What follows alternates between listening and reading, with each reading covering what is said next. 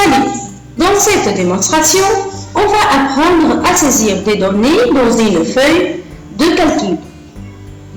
Par exemple, si je vais saisir des données dans la cellule C4, je dois tout d'abord sélectionner la cellule C4, comme ça, puis je vais taper le texte, par exemple, date de devoir.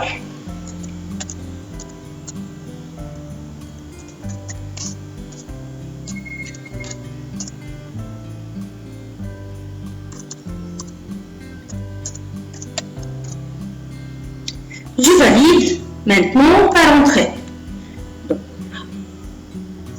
Vous voyez bien que le contenu de la cellule a débordé, c'est-à-dire qu'il a dépassé la limite de la cellule. Maintenant, si je veux saisir des données dans la cellule D4, alors je vais sélectionner comme première étape la cellule D4, puis comme deuxième étape, je vais saisir le texte à travers mon clavier. Par exemple, matière.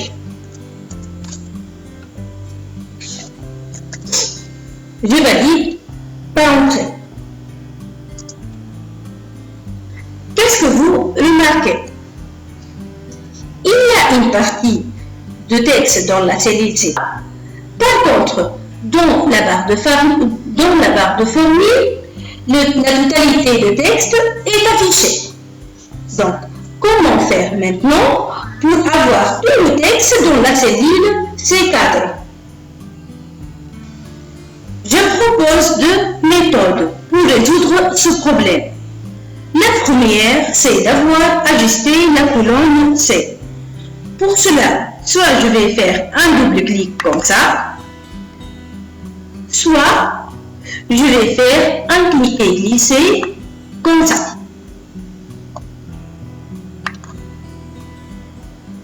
La deuxième méthode, c'est d'avoir gardé la largeur de la colonne C, mais je vais forcer à afficher tout le contenu de la cellule. Pour cela, je dois sélectionner la cellule C4, puis dans l'onglet Accueil, je vais choisir la commande renvoi à la ligne automatiquement. Donc, vous voyez ici, le contenu de la cellule est affiché et la largeur n'est pas modifiée. Concernant toujours la cellule, si par exemple je vais saisir le texte note dans la cellule E4, je dois tout d'abord sélectionner la cellule E4, puis je vais saisir le texte à travers mon clavier. Note, je valide maintenant. Donc, qu'est-ce que vous constatez? Le texte, il est affiché à gauche. C'est parce que Excel, il a reconnu comme un texte. Maintenant, si je vais saisir une date pour date de devoir, par exemple le 12/2017, je valide par entrée. Donc, vous constatez que la date est affichée à droite, c'est parce que Excel il a reconnu comme une date. Par exemple, pour la note, je vais saisir le nombre 18, je valide par entrée. Donc, Excel, il a affiché à droite, c'est parce qu'il a reconnu comme un nombre. Donc, Excel a la capacité de reconnaître le type de données saisies. Maintenant, je vais compléter les données de mon tableau. Par exemple, pour la matière ici, c'est informatique.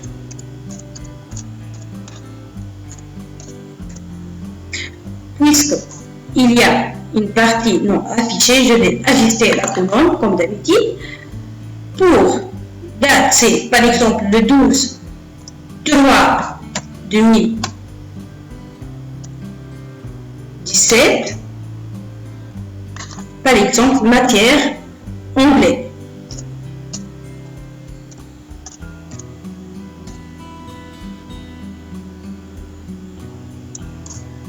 Pour la note, c'est 12/75.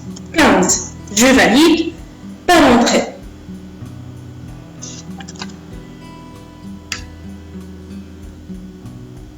Qu'est-ce que vous remarquez? Le nombre 12 de 75 est saisi à gauche et non à droite. Donc, il est reconnu comme un texte. Pourquoi? C'est tout à fait normal, puisque j'ai saisi là le point ici avec le pavé alphabétique. Pour corriger l'erreur, donc je dois supprimer le contenu en cliquant sur la touche Sup de mon clavier. Maintenant, je vais saisir à travers le pavé numérique, donc 12,75. Comme ça, je valide par entrée. Vous remarquez ici que le nombre il est affiché à droite, donc il est reconnu comme un nombre.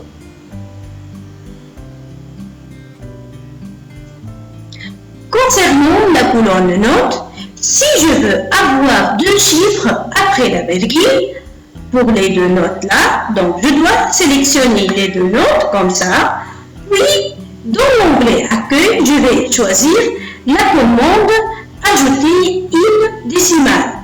Donc, vous remarquez ici, lorsque je clique, je vais ajouter le nombre de chiffres après la virgule. Pour réduire ce nombre-là, je vais cliquer sur la commande réduire les décimales, comme ça.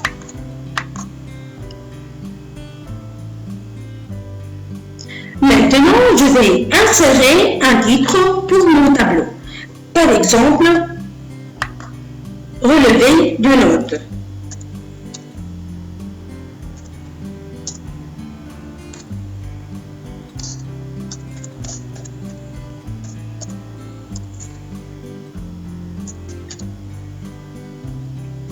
Je valide par entrée.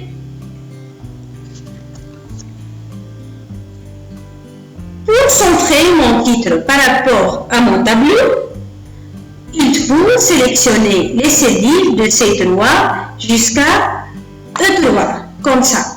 Puis dans l'onglet Accueil, je vais choisir la commande Fusionner et centrer. Donc, vous remarquez ici que le titre est centré par rapport à mon tableau. Donc, j'ai terminé la saisie. Pour cela, je vais passer à la phase d'enregistrement. Il faut cliquer sur l'onglet Fichier, puis choisir la commande Enregistrer sous. Je vais choisir l'emplacement, donc je clique sur Parcourir.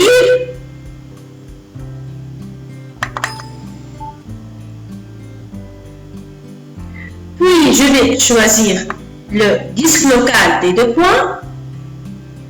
Je vais sauvegarder le travail dans le dossier BAC 2017 sous le nom Exercice